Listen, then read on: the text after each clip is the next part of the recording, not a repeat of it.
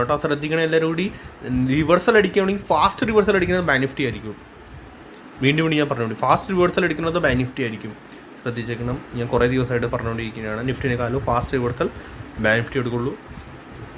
Bank Nifty ഇപ്പോഴും ആ ഒരു ലോ ഇതുവരെ ലോ ഇവിടെ ബ്രീച്ച് ചെയ്തു. ബട്ട് എന്തായാലും സഡൻ ഒരു ബൈങ് വന്നേക്കാനാണ്. ഓക്കെ. സോ ഇൻഡെക്സിൽ പവർ ഉണ്ട്, ഇല്ലാണ്ടല്ല ബാങ്ക് നിഫ്റ്റിയിൽ. ഷോർട്ട് അടിക്കില്ലേ ഇപ്പോൾ എന്തായാലും ഷോർട്ട് ചെയ്യും. നോക്കിയിട്ട് ഇൻട്രഡേ പർപ്പസിൽ നിങ്ങൾ ഷോർട്ട് ചെയ്തോളൂ. ഞാൻ ഇല്ലാന്ന് പറയുന്നത് ചെറിയ സ്മോൾ ഒരു 5 or 10 points 15 points അങ്ങനെയൊക്കെ നിങ്ങൾ ഷോർട്ട് ചെയ്തോളൂ. ബട്ട് ബിഗർ ടൈം ഫ്രെയിമിൽ നിങ്ങൾ ആരും ഷോർട്ട് ചെയ്യേണ്ടതാണ്.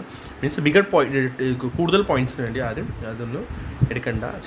അതായിട്ട് പ്ലേ ചെയ്യാം ഇതിൽ. ഓക്കെ. ഇനി സെൻസെക്സിലേക്ക് കിടക്കാം. സെൻസെക്സിൽ 75,810 ആൻഡ് സഡൻ റെസിസ്റ്റൻസ്. പിന്നെ ഫസ്റ്റ് റെസിസ്റ്റൻസ് ഇതാണ് വരുന്നത്, ഹേർഡിൽ വരുന്നുണ്ട് കേട്ടോ. സെൻസെക്സിൽ നമ്മൾ നോക്കുകയാണെങ്കിൽ ഇതൊരു 2 ഹേർഡിൽസാണ് നമ്മൾ സെൻസെക്സിൽ നിന്ന് നോക്കുകയാണെങ്കിൽ.